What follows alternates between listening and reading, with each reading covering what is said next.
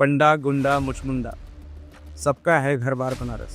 छान की बूटी जटा लंगोटी भूले का दरबार बनारस। भगवान शिव भस्म क्यों लगाते हैं? ऐसा मान्यता है कि भगवान शिव जब वो लाश जलती है उस राख में उस राम नाम को ढूंढते हैं। गृहस्थ के लिए मृत्यु एक डरावना सच है, लेकिन एक साधु के लिए मृत्यु एक उत्सव है। उसकी जो मृत्यु थी वो यहाँ से हजारों कोस दूर एक जंगल में एक सर्प के द्वारा खाने का। और मैं यही सोच रहा था कि ये चिड़िया इतने कम समय में हजारों कोस दूर जंगल पहुंची कैसे।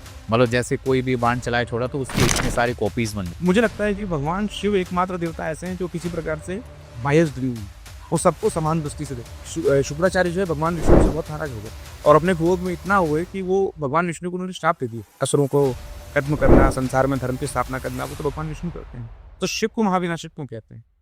तो भीम जब उनकी तरफ दौड़े तो भगवान शिव जो है पृथ्वी के अंदर समाहित होने लगे। नमस्कार दोस्तों, मैं समस्त प्रभु भक्ति में आपका स्वागत करता हूं। दोस्तों, आज का पॉडकास्ट बेहद खास होने वाला है क्योंकि आज हम बात करेंगे भगवान शिव के बारे में।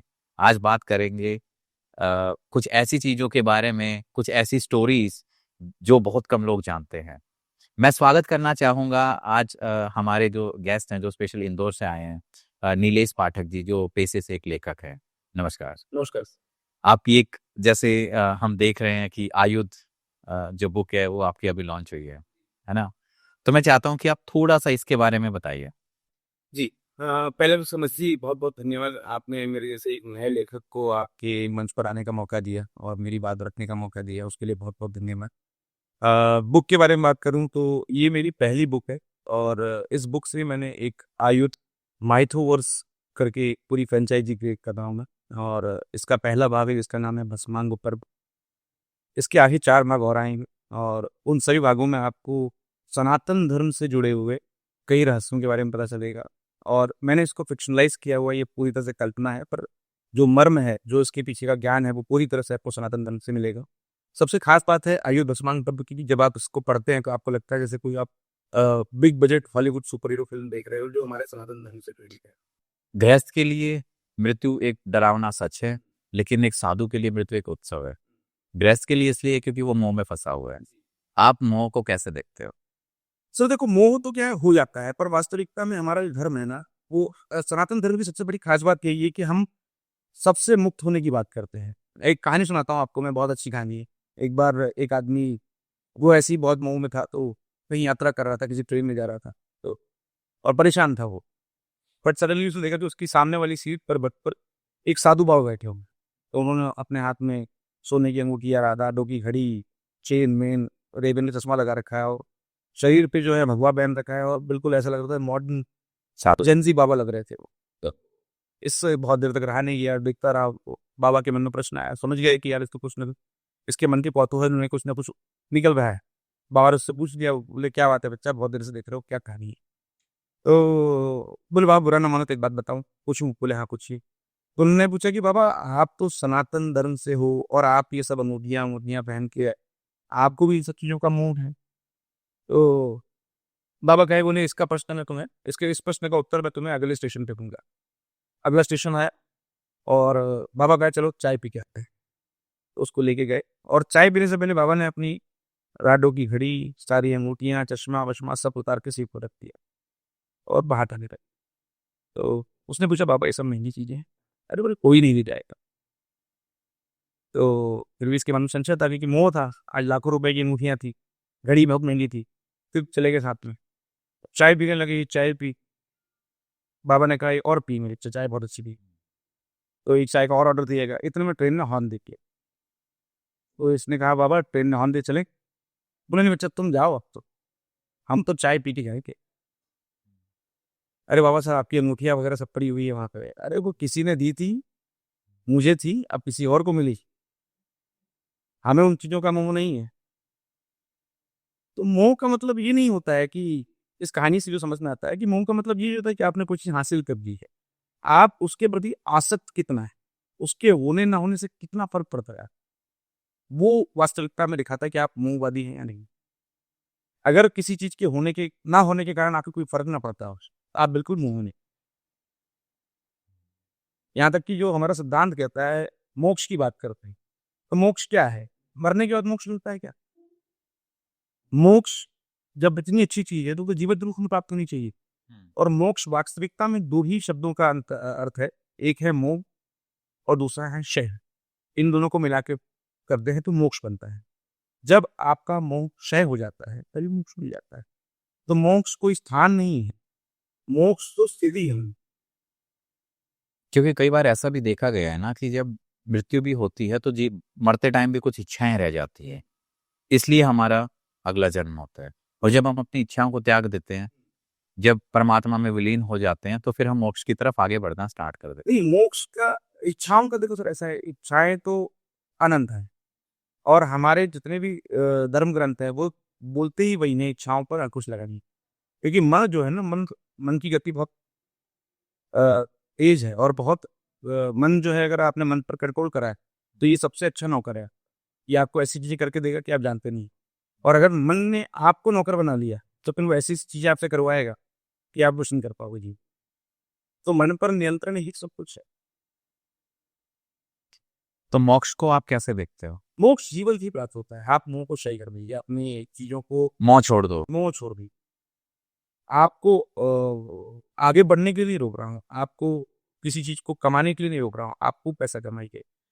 लौकिक चीजें जितनी भी वस्तुएं हम खरीदिए, गाड़ी बंगला सब होना चाहिए, पर आसक्ति नहीं होनी चाहिए। आप अपने कर्म करते रहिए। आप अपने कर्म करते रहिए। एक कथा और है कर्म के ऊपर, आपको बताऊं मैं। एक बार क्या हुआ था कि कैलाश पर सभी देवी देवताओं से बैठक थी। भगवान शिव ने सबको बुलाया और सब वहां आए और सभी अपने अपने वाहन लेके आए। तो अब चूंकि वाहन तो बाहर रहेंगे, सभी लोग अंदर थे, तो गरुड़ देव जी बाहर बैठे हुए थे। तो जब वो बैठे हुए थे तो यमराज जी का आना हुआ उस समय। यमराज जी ने देखा कि वहां पर गरुड़ को देखा और गरुड़ के पास में नहीं, पेड़ पर एक टगाल पर एक चिड़िया रखी हुई। तो यम जी ने उसको देखा और कुछ सोचने लगे। तो गरुड़ जी ने ये सब करते हुए देख लिया उनको। तो यमराज जब अंदर गए तो गरुड़ जी ने सोचा कि यार इस चिड़िया के ऊपर तो यम की दृष्टि अर्थात मृत्यु की दृष्टि पड़ चुकी है, तो इसका बचना संभव नहीं है। यमराज बाहर आएंगे और इसको तो मारेंगे। तो गरुड़ ने क्या किया, उसको चिड़िया को अपने पंजों में पकड़ा और हजारों किलोमीटर दूर जंगल में छोड़ा। सभा समाप्त हुई। अब जैसे ही बाहर आए, यमराज फिर चिड़िया को ढूंढने लगे। तो गरुड़ देव जी थोड़ा सा घमंड में, चूंकि इनकी रफ्तार बहुत ज्यादा थी, मन की गति से उद्धत थे, तो उन्होंने पूछा, बोले क्या देख रहे हो यमराज? तो बोले यार यहाँ एक चिड़िया हुआ करती थी, दिखनी थी। बोले क्यों, क्या हुआ? बोले नहीं, उसका समय आ गया था और उसकी जो मृत्यु थी वो यहाँ से हजारों कोस दूर एक जंगल में एक सर्प के द्वारा खाने का। और मैं यही सोच रहा था कि ये चिड़िया इतने कम समय में हजारों कोस दूर जंगल पहुंची कैसे। गरुड़ देव जी बहुत शर्मिंदा और पूरी कथा बताई यमराज जी को। यमराज जी मुस्कुराए। अब इसका नाम तीन पर्सपेक्टिव से तीन चीजें मिलती है। पहला पर्सपेक्टिव गरुड़ जी पे कि आप वास्तविकता में कुछ करते हैं, आप निमित्त मात्र। आप जब करने जाओगे ना, आपको लग रहा है कि आपने किया है, वो आपने नहीं किया है, बेसिकली वो पहले से डिसाइडेड था। दूसरा पर्सपेक्टिव यमराज जी, जो अभी हमने बात करी कि कर्म से क्यों कर्म करते, तो यमराज जी के पर्सपेक्टिव से आप अपना जो फोकस अपने कर्म पर रखिए, बजाय इसके कि फ्यूचर में कैसे होगा, चिड़िया की मृत्यु कैसे होगी, उसको सर्प कैसे खाएगा, चिड़िया जंगल कैसे पहुंचेगी। मेरा काम वो नहीं है। मेरा काम है इसकी समय पर इसको मृत्यु, मैं उस पर ध्यान केंद्रित करूं बजाय इसके फ्यूचर पे।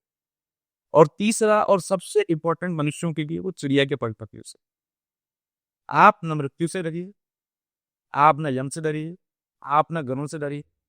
आपका जब समय आ जाएगा तो आप अपनी उस समय पर उस जगह पर पहुंच जाओगे जहां होना, चाहे वो स्थिति हो, चाहे वो ऐश्वर्य है, चाहे वो धन हो, चाहे वैभव हो, यहाँ तक कि मृत्यु क्यों ना। जब आपका समय आ जाएगा आप वहां पहुंच। निमित्त को लेके आपने बहुत अच्छी बात कही, क्योंकि कई बार ऐसा लगता है कि कहीं ना कहीं हम जाने अनजाने एक ऐसे सिचुएशन में फिट हो जाते हैं कि ये देख के लगता है कि हाँ, हम यहाँ क्यों आए या ऐसा क्यों हुआ। सही बात। और फिर पूरा सिनेरियो एनालाइज करते तो देखते हैं कि ये हमने नहीं किया, ऊपर वाले ने करवाया है। वो बन जाता है, वो चक्र ऐसा बन जाता है। आपको लगता है कि आप जो है आप डिसीजन ले रहे हो, बट डिसीजन मेकिंग आपकी नहीं रहती है ना, वो डिसीजन मेकिंग किसी और की रहती है। तो हम बुक के बारे में थोड़ा सा जाने, क्या क्या है इस बुक में? कैसे कैसे स्टोरीज हैं? कुछ ऐसे स्टोरीज अगर आप हमें छोटी सी कोई बता सको। ये बुक अपने आप में एक कल्पना है। इसमें बेसिकली इस बुक का नाम है आयुध भस्मान पर, और इसमें जो पूरा पर्सपेक्टिव है वो महर्षि भस्मान के उस पे दिया गया है। तो ये पूरी तरह से कल्पना है, पर इसकी शुरुआत जो होती है वो सागर मंथन से होती है। सागर मंथन में जैसे आप सभी जानते हैं कि सागर मंथन में भगवान विष्णु ने मोहिनी अवतार लिया था और अमृत विभाजन किया था, और उन्होंने देवताओं को अमृत बांट दिया था और असुरों को मदिरा पिला दी थी, बाल नहीं पिला दी थी उसको। पर इस बात से असुर गुरु शुक्राचार्य और राजा बलि ये दोनों बहुत दुखी हुए। इनको लगा था कि हमारे साथ पक्षपात हुआ, क्योंकि सागर मंथन में पूरा भागीदारी तुम्हारी भी थी। तो मुझे लगता है कि भगवान शिव एकमात्र देवता ऐसे हैं जो किसी प्रकार से बायस्ड नहीं हुए। वो सबको समान दृष्टि से देखते। कोई उदाहरण मिलता नहीं है जब उन्होंने कोई पक्षपात किया हो पूरे। कभी आपको कोई उदाहरण नहीं मिलेगा कि भगवान शिव ने कोई पक्षपात। देवता भी उनको वैसे मानते हैं और असुर भी उनको वैसे बस बसते हैं। इसलिए तो उनको पशुपतिनाथ भी कहते हैं, इसलिए उनको भूतनाथ भी कहते हैं, इसलिए उनको अभयनाथ भी कहते हैं। और इसलिए जब उन्होंने विष पिया तो सब लग गए थे, देव और दानव सब शिव जी क्योंकि जलने लग गए थे ना, इतना वो हो गया था। तो हलाल पिया था जब। हाँ। सागर मंथन की भी ये अपनी कहानी है। बताता हूँ, पहले पुस्तक का बता दूं मैं आपको। हाँ। तो महर्षि भस्मान जो थे, इसके बारे में पूरी कल्पना होती है। तो महर्षि भस्मान करके एक ऋषि हुआ करते थे सतयुग में, जो कई युगों से तपस्या कर रहे हैं। कलयुग में किसी कारण की आग जो है तपस्या से खुल जाती है, कुछ ऐसी घटना घटित होती है कि जब वो देखते हैं कि कलयुग के जो 5 बच्चे हैं, जो आज संसार में जितने भी दुख तकलीफ या जो भी समस्याएं हैं, उसके पीछे कारण जो है 5 चीजें हैं: काम, क्रोध, मद, मोह, लोभ। ये कलयुग के 5 बच्चे हैं जिसके कारण आज संसार में सारी समस्याएं हैं। इन्हें सनातन में पंच महाविकारों के नाम से जाना जाता है। हर बुरी चीज के पीछे ये। तो महर्षि भस्मान चाहते हैं कि कलयुग को फिर से सतयुग में वापस रीसेट कर दिया जाए, इसलिए वो कुछ ऐसा करने वाले हैं। और वो क्या करते हैं वो पूरा जो है इस पुस्तक में है। हम्म। सनातन धर्म में जब सागर मंथन हुआ था, तो सबसे पहले अमृत विष ही क्यों निकला सर, और अंतिम सबसे लास्ट में अमृत सबसे लास्ट में क्यों निकला? ये प्रतीक है मानव के जीवन में हो रहे रेगुलर बेसिस पे अमृत सागर मंथन का। मैं और आप जो है ना, और हमारे जैसे सभी लोग सदैव अपने मन में आत्म मंथन करते रहते हैं रेगुलर बेसिस। होता रहता है। रेगुलर होता रहता हाँ। है ना। जरिए हम बोलते हैं ना मंथन, हम्म। मन और मंथन। तो मंथन कहाँ होता है? वो मन में होता है। तो जब मंथन करते हैं तो हमारे अंदर सबसे पहले बुरे विचार ही करते हैं। हलाहल जो है प्रतीक है उसका। और जैसे जैसे आप आपको हलाल खुद निकलना पड़ेगा, अपना शिव स्वयं बनना पड़ेगा। आपके मन से जो विचार निकले हैं उसको ऐसे निकलिए कि वो अंदर ना जाए और ऊपर ना रह जाए, वो गले में रोकना पड़ेगा, ताकि ना तकलीफ आपको हो ना किसी और को। हम्म। और जब आप इसी तरह से मंथन करते रहते हैं, अपने मन के विचारों को निपटाते रहते हैं, खत्म करते रहते हैं, तो धीरे धीरे लौकिक चीजें मिलना चालू होती हैं आपको। लक्ष्मी मोह, या वो ये जो प्रतीक हैं, जो भी सागर मंथन से 14 रत्न निकले थे, ये सभी रत्न प्रतीक है इस बात का कि जो हमें लौकिक सुख मिलता है। सबसे पहले अपने आप को तराशना पड़ेगा और फिर धीरे धीरे जितने भी जो रत्न हैं वो सब हमें मिलेंगे। वो रत्न जो है वो किस बात का प्रतीक है? वो आज की, जैसे आज की फॉर एग्जाम्पल मेरी बात करूंगा, मैं जीवन में आगे बढ़ना चाहता हूँ, तो मेरे लिए रत्न कौन कौन से होंगे? मुझे एक अच्छी नौकरी मिल जाए, अच्छा व्यवसाय मिल जाए, मुझे एक अच्छी गाड़ी मिल जाए, मुझे एक अच्छा घर मिल जाए, मुझे एक अच्छी पत्नी मिल जाए। भगवान विष्णु को माता लक्ष्मी पत्नी के सूत्र में ही काफी। तो ये सारे जो चीजें हैं ना, ये प्रतीक हैं। और अंत में जब ये सब चीजें करते हुए जब आप अमृत मंथन जब प्राप्ति होती है, वो मोक्ष समझ लो, या ईश्वर रूपी मोक्ष की प्राप्ति जो होती है, वो अमृत की वजह, वो अंत में हो। दैत्यगुरु शुक्राचार्य के बारे में आपका क्या मानना है? दैत्य गुरु शुक्राचार्य जो है वो असुरों के गुरु थे, और उन्होंने जो अपना दायित्व था बहुत अच्छे तरह से निभाया। उनने उनका विशेष क्रोध जो था भगवान विष्णु के ऊपर था, क्योंकि उनकी माता की कारण भी था। बट पर इसका मतलब ये था कि वो भगवान विष्णु का अपमान करते थे, वो नाराज जो रहते थे। वो परम शिव भक्त थे शुक्राचार्य जी, पर उन्होंने असुरों को अपना जो शिष्य मान लिया था, और उन्होंने जीवन पर्यंत उसको जो निर्वहन किया व्यवस्था तरीके से। और गुरु गुरु होता है, फिर वो किसी का भी गुरु हो, वो गुरु थे। इसी कारण जो है ना, भगवान विष्णु के ऊपर श्राप भी दिया था शुक्राचार्य ने कि मैं तुम्हें श्राप देता हूँ विष्णु, तुम पद रक्त हो जाओगे, विष्णु पद से व्यक्त हो जाओ। कैसे, ये कहानी क्या थी? ये कहानी डिटेल में तो मुझे भी जानकारी नहीं है, पर मुझे इतना पता है कि एक बार भगवान शुक्राचार्य जो है भगवान विष्णु से बहुत नाराज हो गए, और अपने क्रोध में इतना हुए कि वो भगवान विष्णु को उन्होंने श्राप दे दिया कि जाओ विष्णु, तुम विष्णु पद से व्यस्त हो जाओ। हाँ। भगवान विष्णु प्रकट हुए उस शुक्राचार्य के सामने और बिना किसी अस्त्र शस्त्र के, बिना किसी आभूषण के, और उनको बोले शुक्राचार्य जी, आप एक ब्रह्म ऋषि हो और आपकी वाणी खाली न जानी चाहिए, इस कारण मैं आ गया हूँ, वरना मैं श्राप और इन सब चीजों से मुक्त, मैं किसी के कहे से, मैं काल से, समय से, सब चीजों से मुक्त हूँ, पर चूंकि आप एक ब्रह्म ऋषि हो और आपके मुंह से निकला हुआ कोई भी चीज असत्य नहीं हो सकता है, इसलिए मैं आपके समक्ष आया हूं, आपकी बात फलित करने। वास्तव में जितने भी श्राप हैं या जितने भी वरदान हैं, वो मेरी ही कृपा से फलित होते हैं, उनका कारण मैंने उनका कारण। अच्छा, पुराने समय में अस्त्र शस्त्र का बड़ा रोल रहता था, है ना? मंत्रों से सिद्ध करते थे चीजें, है ना? और ऐसे बाण चलाते थे कि पूरा एकदम जो भी निशाना उसी पे ही लगेगा, रिस्पेक्टिव चाहे कहीं भी हो चीजें, है ना? भगवान शिव के बारे में बात करते हैं तो भगवान शिव के तो बहुत सारे पावरफुल अस्त्र शस्त्र थे। वास्तविकता में जितने भी अस्त्र हैं, उनका जो सृजन सोर्स है वो भगवान शिव। इनफैक्ट मैंने कहीं पढ़ा था कि इस ब्रह्मांड के सबसे बड़े महारथी जो, वो भगवान शिव। भगवान शिव के पास जो पिनाक था, उस पिनाक पे जब एक बार वो संधान करते हैं, तो लगभग 22,07,08,26 पशुपदार्थ एक बार में चलते, एक बार में ही? एक बार। मतलब जैसे कोई भी बाण चलाए छोड़ा तो उसकी इतने सारे कॉपीज बन जाते थे। आप कॉपी कह लो या ये समझ लो कि सबकी जो कैपेसिटी होती थी, ये सबका जो मारक क्षमता होती थी, वो सबकी एक समान होती थी। और भगवान शिव को महाविनाशक कहा भी इसलिए जाता है तो उनके बाद आप देखोगे, जब भी हम बात करते हैं इतिहास में विनाश की या अवतारों की, तो मेजर फोकस जो रहता है या जो हमारे जो मुख्य अवतार हुए हैं, वो भगवान श्री विष्णु के हो। दशावतार की बात करें या कलयुग में भी जो अवतार होने वाला है भगवान कल्कि का, वो भी कली से जो महासंग्राम होने वाला है, वो भगवान विष्णु का है। तो भगवान शिव को महाविनाशन पुलक मिल जाता है, जबकि जितने भी विध्वंस हैं वो भगवान विष्णु करते हैं। असुरों को खत्म करना, संसार में धर्म की स्थापना करना, वो तो भगवान विष्णु करते हैं। तो शिव को महाविनाशक क्यों कहते हैं? उसका कारण यही है कि जब शिव विनाश करते हैं, तो उस कथा को बताने वाला, उस कहानी को गाने वाला कोई बचता नहीं, प्रलय आ जाती है, वो महाप्रलय होता है। महाप्रलय हो जाती वो महाप्रलय होती कल्पांत से होता है, तो उस कहानी को गाने वाला, उस कहानी को बताने वाला कोई बचता नहीं। इसीलिए शिव को महाविनाशक कहा जाता है।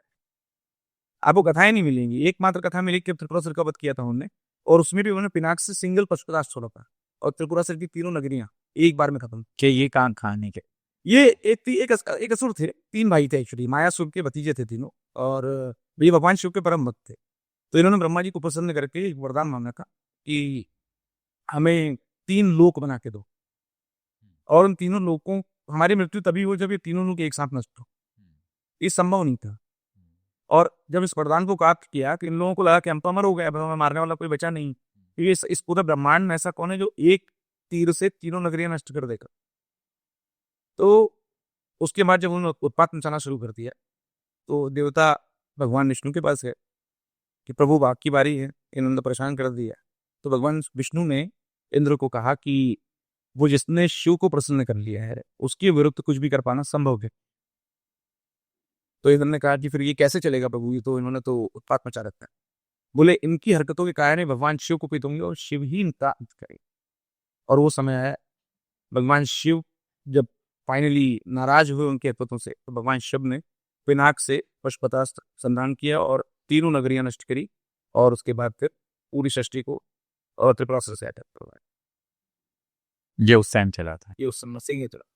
पशुपतिनाथ मंदिर भी है नेपाल में, है ना? ये इसी से रिलेटेड है? नहीं, पशुपतिनाथ एक अलग चीज है। बेसिकली देखिए, पशुपतिनाथ या फिर भगवान शिव का नाम है पशुपति, वो इसलिए है, मैंने जैसे अभी बताया कि भगवान शिव बायस नहीं है, वो सभी के देवता हैं। अवग्रहों के भी देवता हैं, भूतों के भी देवता है, प्रेतों के भी देवता हैं, वेतानों के भी देवता हैं, काल के भी देवता हैं वो, तो पशुओं के भी देवता हैं, और सभी पशुओं के पति हैं, इसीलिए उनको पशुपतिनाथ कहा जाता है।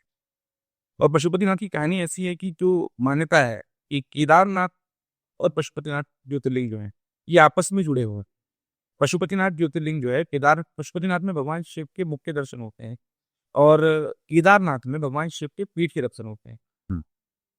उसमें भीम ने पकड़ लिया था भगवान, जब जो है पांडव जो है, जब भगवान शिव को ढूंढने गए, तो उस लोकेशन पर जब वो देख रहे थे, तो भगवान शिव ने एक भैंसे का स्वरूप दे रखा।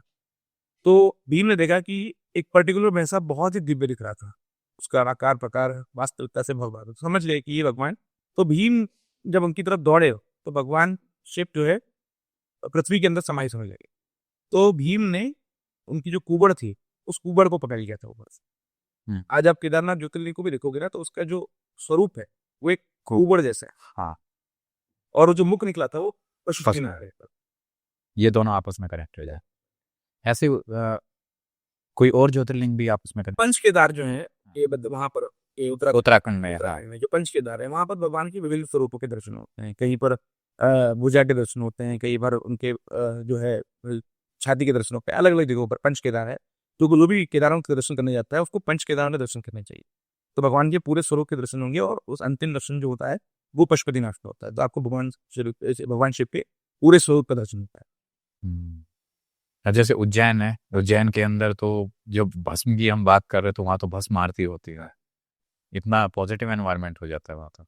सर महाकाल जो है वो अपने आप में ज्योतिर्लिंग सबसे है, वो दक्षिण मुखी ज्योतिर्लिंग। बाकी ज्योतिर्लिंग में एकमात्र ज्योतिर्लिंग है जो दक्षिण मुखी ज्योतिर्लिंग है, यानी मृत्यु की दिशा में। बाबा महाकाल मतलब शिव का सबसे रौद्र स्वरूप उज्जैन में निवास करता है। और ये जो भस्म चढ़ती है उनको अभी फिलहाल, पहले चिता की भस्म चढ़ती थी, अभी बेर की रकनियों की भस्म चढ़ती है। अभी चिताओं तो भस्म नहीं सकती। हाँ। अब बेर की रकनियों की भस्म चढ़ती है, बकायदा रोज जाती है वो, और भस्म आरती होती है। और अपने आप में अनुभव, मैंने ऐसे ऐसे लोगों के अनुभव देखे हैं। मैं तो खुद इंदौर से हूँ तो हम लोग जाते रहते हैं। मैंने ऐसे ऐसे लोगों को देखा है जिनको जब वो भस्मारती करके लौटे हैं और बाहर निकले हैं, मैंने पूछा कैसा लगा, तो उन्होंने बताया कि वो उस दौरान उनको पूरा जीवन याद आई है, अपने अच्छे बुरे सारे कर्म याद है। तो जो बुरे कर्म करे थे ना, तो बोले पूरे आरती में फिर वो हाथ तोड़ के माफी मांग रहे थे, गलती से हो गया, गलती से हो गया, गलती से। तो ऐसे लोगों के अनुभव भी बहुत ही ज्यादा पावरफुल एनर्जी है। बहुत पावरफुल। इवन जब बाबा का श्रृंगार हो गया, जब भस्म आरती होती है तो महिलाओं को तो सड़क भी रहता है। पर ऐसा भी मैंने कहीं पढ़ा था, देखा था कोई वीडियो कि सेंटर है ये, मतलब जनरली जो भूमध्य रेखा जो बोलते हैं वो तो मध्य प्रदेश के थ्रू ही जाती है। तो ये कहीं ना कहीं उस पॉइंट पे आती है ये चीज, ये इक्वेटर के आसपास आती है। इक्वेटर के आसपास। हाँ, तो इसलिए एनर्जी बहुत ज्यादा हाई है। वो भी है, पर जैसे उसका तो अपना नाम था। बेसिकली मुझे, मेरा व्यक्तिगत मानना यह है कि किसी भी मंदिर की जब एनर्जी हाई होती है तो सर वहाँ के ईश्वर की वजह से नहीं होती, वहाँ पर जाने वाले भक्तों की वजह से। आमतौर पर आज की डेट में क्या हो गया ना, युवा ढूंढते हैं नॉर्मल है, जैसे हम किसी ट्रैफिक में जा रहे हैं तो किस तरह ट्रैफिक कम होगा, हम उसमें अंदर जाते हैं। ऐसा नहीं करना चाहिए। जब पीक आवर्स रहते हैं मंदिर के, जब जब जब वहां पर भीड़ रहती है, आपको जो ऊर्जा मिलती है वहां पर, वो ईश्वर के कारण नहीं मिलती है। वहां के जो भक्त अवेलेबल रहते हैं, वो जो जप करते रहते हैं, जो ईश्वर को, अपने ईश्वर के बारे में सोचते रहते हैं, उनकी जो वाइब्रेशन रहती है, जब वो ऊर्जा आपसे कनेक्ट होती है तब आपको एक चीज ये भी होती होगी, बहुत सारे जो प्राचीन मंदिर हैं वहां पे कंटिन्यूस हवन वगैरह होते रहते हैं और यज्ञ चलते रहते हैं, पूजा पाठ, और लोग साधनाएं वगैरह वहां पे करते रहते, तो इसलिए काफी ये तो प्रूवन है। जहाँ यज्ञ होते हैं वहाँ का वातावरण शुद्ध रहता है, साइंटिफिकली प्रूवन। जो आहुतियां दी जाती हैं यज्ञ में, ये तो हमारे वातावरण को शुद्ध कर देता है। इवन जो घंटी बजती है, जो घंटा बजता है हम लोग बजाते हैं वहाँ पर, उसके वाइब्रेशन से जो माइक्रो ऑर्गेनिज्म, जो बैक्टीरियाज रहते हैं, जो वायरस रहते हैं, वो खत्म हो जाते हैं। ओम जो ध्वनि है, जो ओम का जो ध्वनि है, उसकी जो फ्रीक्वेंसी है, उसकी फ्रीक्वेंसी और अर्थ की अपनी फ्रीक्वेंसी, ब्रह्मांड की अपनी फ्रीक्वेंसी जो है, वो दोनों सेम, उस 6.7 हर्ट्ज के आसपास आता है ये, वो दोनों सेम। जब आप ओम का नाद करते हो तो बेसिकली जब आप अनलाइन होते हो, जब अंदर से आपके वाइब्रेशन फील होते हैं, तो आप एक्चुअली ब्रह्मांड से जुड़ते हो। और ये भी साइंटिफिकली प्रूवन है, ये वैज्ञानिक बोलते हैं इसको, कि ओम की फ्रीक्वेंसी और ब्रह्मांड की जो फ्रीक्वेंसी है 6.7 हर्ट्ज के आसपास कुछ आता है, ये दोनों से। क्या आपने अपनी लाइफ में कुछ ऐसे मिरेकल्स देखे हैं, कुछ ऐसे एक्सपीरियंस, डिवाइन एक्सपीरियंस? मैं तो मेरे यही बताऊं आपको, मेरे खुद देखा हुआ है। मतलब मेरे साथ ऐसा हुआ है कि मेरी मेरी सिस्टर की शादी थी, तो उस समय फाइनेंशियल प्रॉब्लम थे मेरे। और हमारा शादी का सिस्टर की शादी का रिश्ता तय हो गया है, फंड्स मुझे चाहिए थे। तो हमने, जहाँ से मैं हूँ जौनपुर में, हमने वहाँ भगवान शिव का एक मंदिर बना रखा है। एंड मैं मंदिर में गया और मैंने तो हाथ जोड़ी है। जून में शादी थी और मार्च की बात ही है, और मेरे यहाँ से आंसू निकल गए। उनके पापा, मेरे पास तो पैसे नहीं है और मैं तो कैसे करूँगा मुझे नहीं पता। इनफैक्ट जो शादी में बहना वगैरह देते हैं ना, हम्म। हलवाई को और इसको, वो भी मैंने 10,000 रुपये मेरी बुआ से उधार लेके दिए। और मुझे समझ में नहीं आया कि 3 महीनों में वो सारा फंड कैसे कोई ना कोई निमित्त बना। बन गया। और मैंने किसी को फोन नहीं लगाया, जिससे भी मैंने बात करी, वो कैसे अरेंज हुआ मैं आज तक सुनने नहीं आता। इनफैक्ट मैं सपना देखा था, उस सपने के बारे में हालांकि बताना नहीं चाहिए पर बताता हूँ मैं तो। मैंने सपना देखा रात में कि मैं एक जंगल से निकल रहा हूँ और भयानक डर लग रहा, मुझे बहुत डर लग रहा है और जंगल पूरा भयानक और मैं घबरा जा रहा। इतने में एक वृक्ष से एक साधु उतरता है, मेरा हाथ पकड़ता है और जंगल के बाहर तक मुझे ले गया। हमारी कोई बात नहीं हुई, कोई चर्चा नहीं। जंगल के बाहर जब मेन रोड पे लाया, उसने मेरा हाथ छोड़ा और बुरे जार निकल गया तेरे काम। ये मेरा तो कहीं ना कहीं डिवाइन मुझे लगता है गाइस साक्षात शिव के दर्शन थे। जैसे वो केदारनाथ में हुए थे ना, उसको सुना ही होगा आपने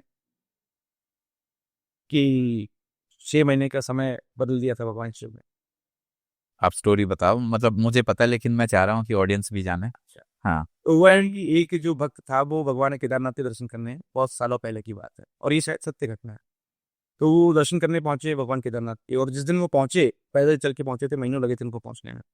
तो जिस दिन वो पहुंचे उस दिन भगवान केदारनाथ के पट बंद हो रहे।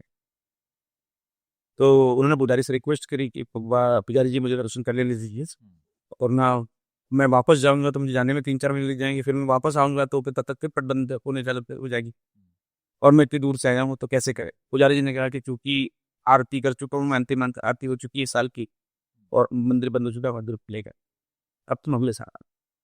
पुजारी जी बोलते चले गए वहां से। उसके बाद जब वो वहां बैठा तो रात को उसने भगवान शिव के सामने रो दिया कि क्या बाबा, मैं तो आपके दर्शन करने आया था और ऐसा करा आपने, मैं तो दर्शन ही नहीं कर पाया आपके। वो बैठा रहा बोलते, थोड़ी देर बाद एक साधु वहां पे आया। उसने बोला, बोले एक मिनट यहाँ क्या कर रहा है? बोले दर्शन करने आया, दर्शन तो मिले, पट बंद हो गए। चल ठीक है, फिर अभी क्या करेगा? अभी तो नीचे जा भी पाएगा, रात हो चुकी है। तो उस साधु ने अलाव जलाया, इसको कुछ खाने को दिया। बोले ठीक है, गर्मी में सो जा अभी तू, सुबह ये भोजन कर ले और सुबह कर उतर के नीचे जाना, फिर समझना क्या करना। ये भी थका हारा, रोटी खाई इसने जो साधु ने की और सो गया। अगले दिन जब सुबह उठाई गई तो पुजारी जी वापस आ रहे थे मंदिर की ओर। तो इन्होंने कहा, पुजारी जी आपने तो आज 6 महीने बाद खुलेंगे दर्शन। पुजारी जी ने इसको गौर से देखा और कहा कि अरे तुम तो वही हो ना जो दर्शन करने आए थे अंतिम दिन। बोले कल शाम की तो बात कर। हाँ। अरे कल शाम की नहीं, 6 महीने की बात है, मैं 6 महीने पहले आया था आए थे तुम दर्शन। दर्शन करने, और 6 महीने पहले मैंने पट बंद किए थे, आज पट खुलने का दिन।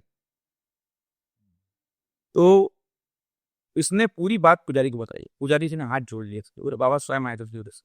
और भी ऐसे बहुत सारे चमत्कार है। वो लड्डू की कहानी सुनी कि नहीं सुनी आपने, वृंदावन में? बताइए। तो ऐसे बहुत चमत्कार है हमारे यहाँ सनातन धर्म में ना, बहुत मिल जाएंगी कहानियां आपको, सत्य घटना है सब। तो वही उनकी एक बार बांके बिहारी दर्शन करने एक महिला रही, और दर्शन करने के बाद पहले तो बहुत भीड़ भड़का था, जैसे तैसे अंदर घुसी, दर्शन हुए नहीं। और बांके बिहारी में क्या है, पट बार बार बंद करते हैं खुलते हैं, बंद करते हैं खुलते हैं, ऐसी तो तंग उसको महिला के हिसाब से उड़िया जो थी वहां पे माता जी, उनके हिसाब से दर्शन ठीक से नहीं हुए। फिर उन्होंने दान पत्र में 20 रुपए डाले और वहां पर प्रसाद बंटा था लड्डू का, तो उनको एक लड्डू दिया। तो बोले यार, महिला ने कहा चिढ़ते हुए, बोले ना दर्शन ठीक से दे रहे हो और 20 रुपए अलग ले लिए तुमने, और लड्डू भी एक ही दे रहे हो, कम से कम 2 लड्डू तो दो। तो जो प्रसाद वितरण कर रहा था उसने डांटते हुए कहा, अगर लेना होता तो जा वहां से। तो महिला ने लड्डू कोई पीक दिए, बोले नीचे। और मंदिर की तरफ मंदिर से बाहर निकलते हुए बोली, बोले मैं तो आऊंगी नहीं वृंदावन, ना ना कन्हैया रस ना प्रसाद लेता है, और 20 रुपए जो थे वो भी यही थे से। और ये वहां से निकल गई। और निकलने के बाद जब ये स्टेशन पहुंची तो इसके मन में मलाल था, महिला के मन में बहुत मलाल था कि अब मैंने ऐसा तो नहीं, लाला को ऐसा बोल दिया मैंने कि आज के बाद आऊंगी ही नहीं और ये वो, और ये सब सोच ही रही थी। अचानक एक छोटा सा बच्चा है 7-8 साल का, तो उसके हाथ में एक टिफिन था, उसने दिया अम्मा को, बोले अम्मा इसको तुम्हें पकड़ो कि मेरे को बाथरूम जाना है। अरे बोले रख दे, अरे बोले पकड़ तो अम्मा जरूरी है। इन्होंने भी ध्यान में केवल बच्चा है छोटा, डब्बा रख दिया और बच्चा देखिए वहां से निकल गया। काफी देर बीत गई, बच्चा लौटा नहीं। तो इन्होंने कहा कि यार पता नहीं क्या है, देखे गया। तो खोला इन्होंने, जब उन्होंने खोला तो उसमें 4 लड्डू थे और एक चिट्ठी लिखी हुई, और चिट्ठी में लिखा हुआ था कि उसमें 20 रुपए भी थे। तो चिट्ठी लिखी और 20 रुपए, 4 लड्डू और चिट्ठी, और उसमें चिट्ठी में लिखा हुआ था कि तूने दर्शन हमसे नहीं किए थे तो मैं दर्शन देने स्वयं आ गया। हाँ। तूने 2 लड्डू मांगे थे, मैंने 4 लड्डू दे दिए, और जो तेरे 20 रुपए थे वो भी लौटा। दर्शन देने दर्शन करने आना बंद मत करना। तू मेरे दर्शन करने नहीं आती, जब तू आती है तो मुझे तेरे दर्शन होते मिले। हाँ। ऐसी अनेकों कथाएं हैं। हमारे अ, इंदौर के पास में आगर एक जगह है, हम्म। तो वहाँ की कथा सुनाता हूँ आपको। और बहुत सिद्ध मंदिर आज भी चीजें पड़ी हुई हैं। क्या मंदिर का नाम क्या? महादेव जी का मंदिर है, अच्छा। और उपाध्याय जी थे वहाँ पर, एक वकील साहब। और आज भी चीजें आपको मिल जाएंगी, कभी आप समय लगेगा, आप इंदौर आए तो मैं ले चलूंगा आपको। तो उपाध्याय जी वकील साहब थे, तो उनके वो परम भक्त थे भगवान शिव के। उनका कोई केस चल रहा, तो मंदिर, उस दिन वो केस लगभग लगभग हारने वाले थे, ऐसी स्थिति हो गई।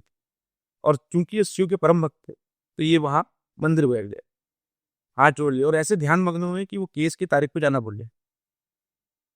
जब इनका ध्यान शाम को खुला तो इनको लगा कि यार आज तो जज मेरी क्लास लगा देगा, क्योंकि मैंने तो मतलब एक तो केस पैसे ही खरा कमजोर था मेरा, ऊपर से मैं जो है वहां चला, मैं यहाँ यहाँ बैठा था दर्शन करने, कोर्ट में केस लड़ने पहुंचा ही नहीं। जब शाम को ये वहां पहुंचे कि चलो चलते तो हैं, इनके जो साथ के वकील थे सब इनको बधाई दे रहे।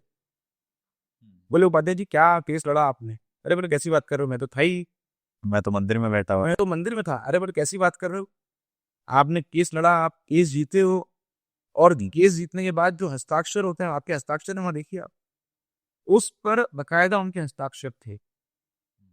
और उसके बाद इन्होंने फिर कोई केस नहीं करा, बाबा स्वयं आए जब लोग केस देने। और आज भी वो हस्ताक्षर की प्रति आपको उस मुद्दे पर मिलती है, देखें आप गूगल करेंगे आपको मिल जाएगा, अच्छा।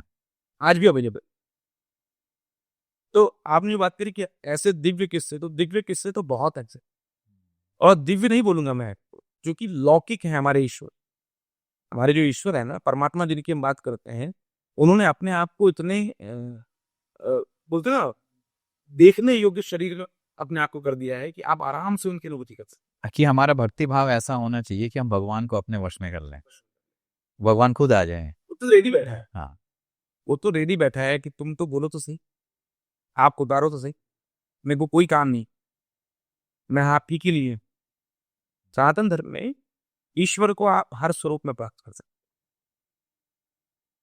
पुत्र के रूप में, पुत्री के रूप में, पति के रूप में, पत्नी के रूप में, प्रेमी के रूप में, यहाँ तक कि शत्रु के रूप में भी आप ईश्वर को प्राप्त कर सकते। शत्रु के रूप में कैसे? ब्राह्मण ने प्राप्त किया ना शत्रु को, ये भी है। ईश्वर प्राप्ति थी, और उसने स्वयं प्राप्त नहीं किया। रावण ने पहले अपने पूरे कुटुंब को मिलवाया हमसे, और अंत में स्वयं मिला। तो ईश्वर को तो आप हर स्वरूप में प्राप्त कर सकते हो। आज आज हम हमें हमें डरने की जरूरत नहीं। ईश्वर तो आपके, आप समय समय पर उसकी भूमिका चेंज कर दो। कभी मित्र के स्वरूप में देखो, कभी पिता के स्वरूप में देखो, कभी आप प्रेमी के स्वरूप में देखो, कभी दोस्त के स्वरूप में देखो, और वैसे बात करो जैसे आप परिवार से बात करते हो, देखो आपको उत्तर मिलेगा।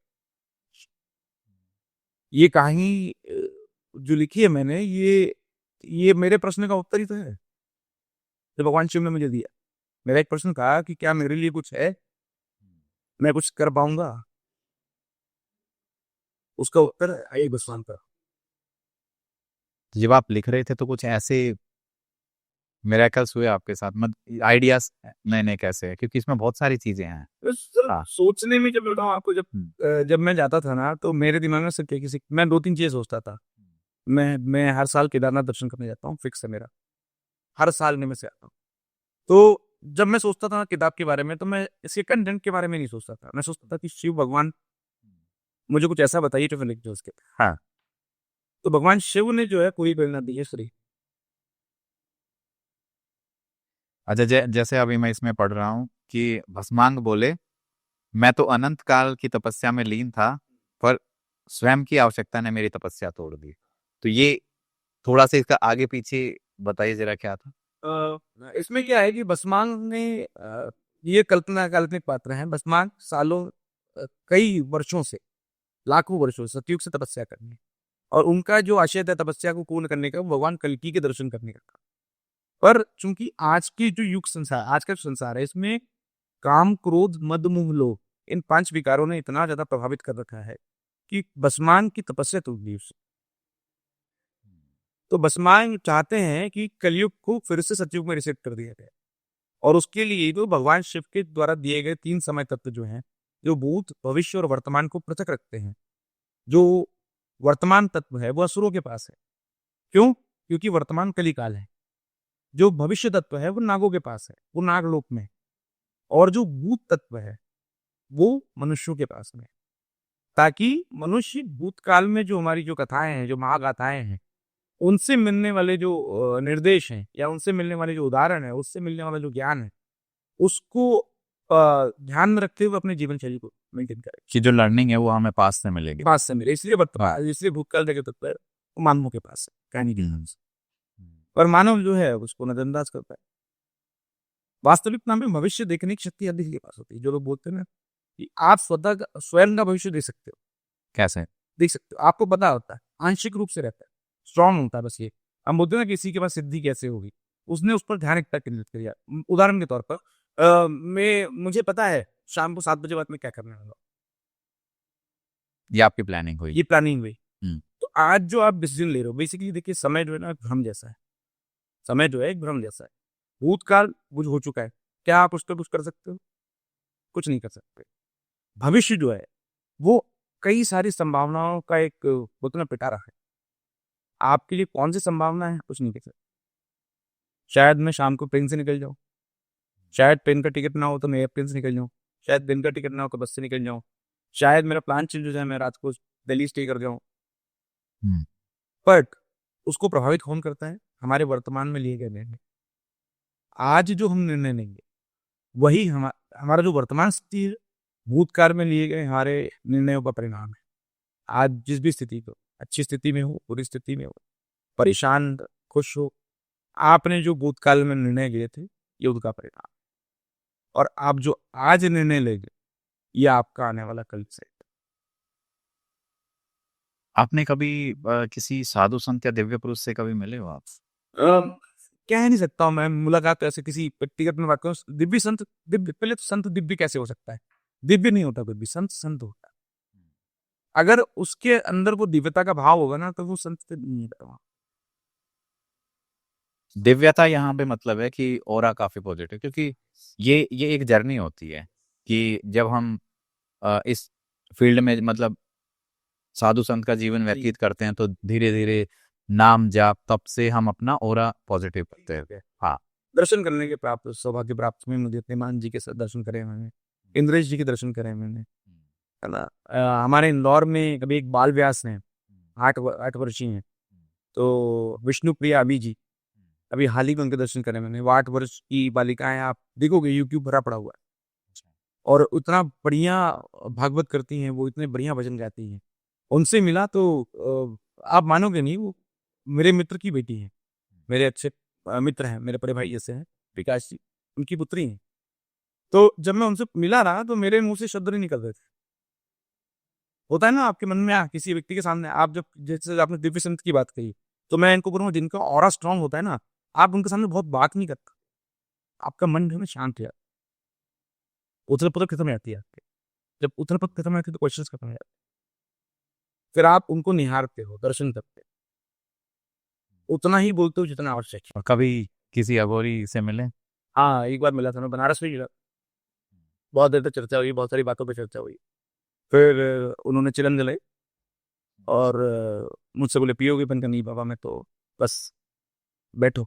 मैं बैठा उनके साथ में, और मणिकर्णिका घाट जो है उसके जस्ट बगल में बैठ के चिलम जला रहे थे वो। एंड उन्होंने फिर एक सफेद रंग का आटा निकाला और पूरा अपना, जो हम लोग यहाँ बैठे थे उसको पूरा घेरा। क्यों घेरा? तो मैंने पूछा, मैंने भी यही पूछा, मैंने कहा बाबा इसकी क्या जरूरत है, क्यों घेर रहे हो? अरे बोले अभी सब आ जाएंगे फिर।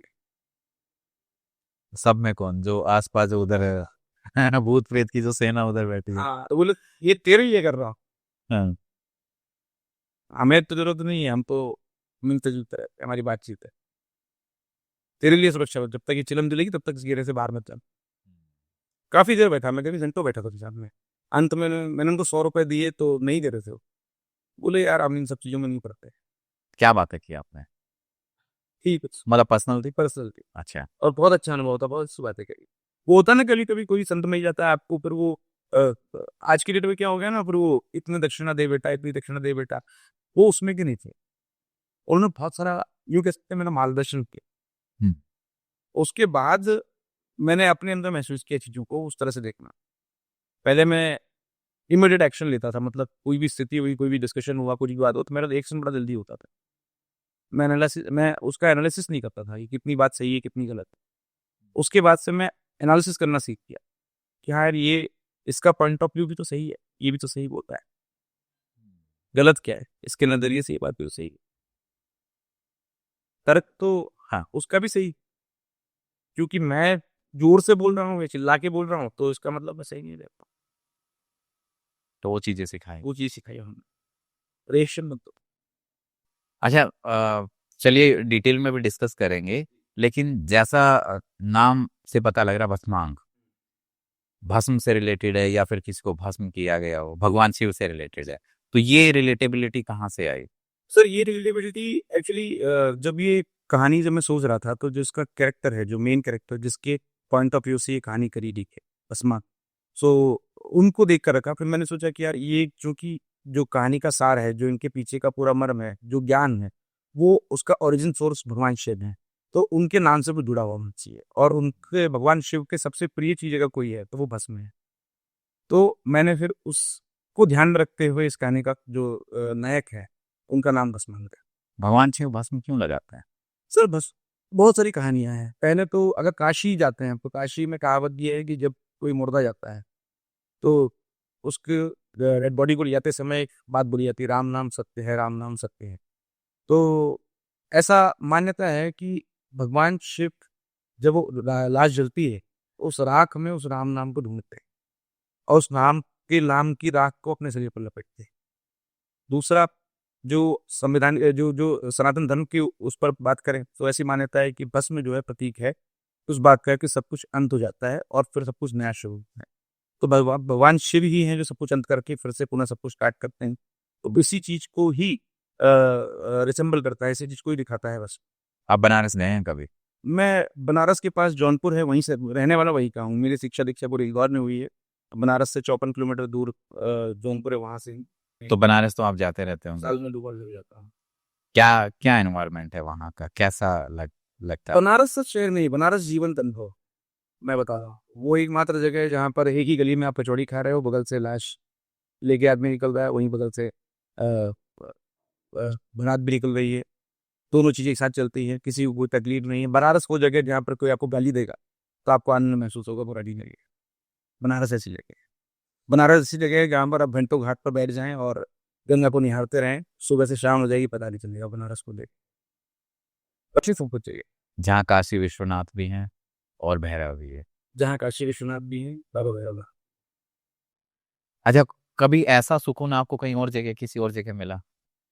अ, मैं ऐसे ही बताऊँ ना, देखो सुकून तो बहुत सारी जगह मिल जाएगा आपको, और हर जगह जब भी आप जाते हैं, जैसे ऋषिकेश हो गया, ऋषिकेश बहुत अच्छी जगह है। हमारे 12 ज्योतिर्लिंग हैं, वहाँ चले जाओ, आपको अलग, हर जगह का अपना एक महत्व है और हर जगह का अपना एक आनंद है। काशी का आनंद जो है वो अनमैच्ड है। वो मैं नहीं कहता सबसे बेस्ट है, सबसे अनोखा है, पर वो सबसे है। आपके जो दिन काशी में बीतते हैं, वो अपने आप में अनुभव होते हैं और वो जीवन तर रहते हैं। एक वो कहावत है ना, मतलब वो काशी में बहुत विख्यात है, पंडा गुंडा मुचमुंडा, सबका है घर बार बनारस, छान की बूटी जटा लंगोटी, बुले का दरबार बनारस। तो जो ये जगह है ना, ये बुले का दरबार है, और बुले वहाँ मस्त रहते हैं और मस्त रखते हैं। आप आपको भगवान शिव से कैसे जुड़े, मतलब कैसे प्रेरणा मिली ये बुक लिखने की? भगवान शिव से तो जुड़ा, एक्चुअली सभी लोग जुड़े हुए हैं आज के डेट में। जहाँ कुछ लोग जानते हैं, कुछ लोग नहीं। ऐसा कोई व्यक्ति संसार में नहीं है जो भगवान शिव से जुड़ा। जो जीवित है, जिसने जन्म लिया है, उसकी मृत्यु होना है, और जिसकी मृत्यु होना है, उसको भगवान शिव से जुड़ना ही पड़ेगा। रही बात किताब की, तो किताब का तो जो मेरे को जो इसका मिला था, वो मिला था केदारनाथ। मैं भगवान शिव के दर्शन करने केदारनाथ में गया था 4 साल पहले, और मैंने वहाँ जाकर, कई बार होता है ना, आप भ्रमित होते हो अपने जीवन में करना क्या है, वही नौकरी किए जा रहे हैं, कुछ अनोखा हो नहीं रहा है। फिर भगवान शिव से केदारनाथ बैठा था मैं, और मैंने वहाँ कहा, मैंने कहा कुछ तो हमारे पास हो, हमारे पास कुछ मेरे लिए ऐसा हो जो मैं अनोखा करूँ। तो ये जो कल्पना पूरी जो गढ़ी थी, उस केदारनाथ के रास्ते में उस पूरे ट्रिप में करी थी। और अगले 3 साल से मैंने इस पर मेहनत करी और ये जो किताब है आपके सामने है। तो चलिए जाते जाते हमारी ऑडियंस को आप क्या कहना चाहेंगे? मैं बस इतना ही कहना चाहूँगा कि सनातन धर्म से जुड़िए। हमारे जो धर्म है, ये हमारा जो धर्म है ये वैज्ञानिक धर्म है। हमारे धर्म में तर्क जो है उसको रखने की पूरी आज़ादी है आपको। हमारे धर्म से जुड़े तथ्यों के बारे में जानने का क्वेश्चन करने का आपको पूरा अधिकार है। मैं बहुत ज़्यादा नहीं बोलूँगा। अभी रिसेंटली हमने गूगल पे देखा था कि एक अ, अ, शिव जी की मूर्ति मिली है इंडिया के बाहर। वो कार्बन डेटिंग से पता चला है कि वो 30,000 साल पुरानी मूर्ति।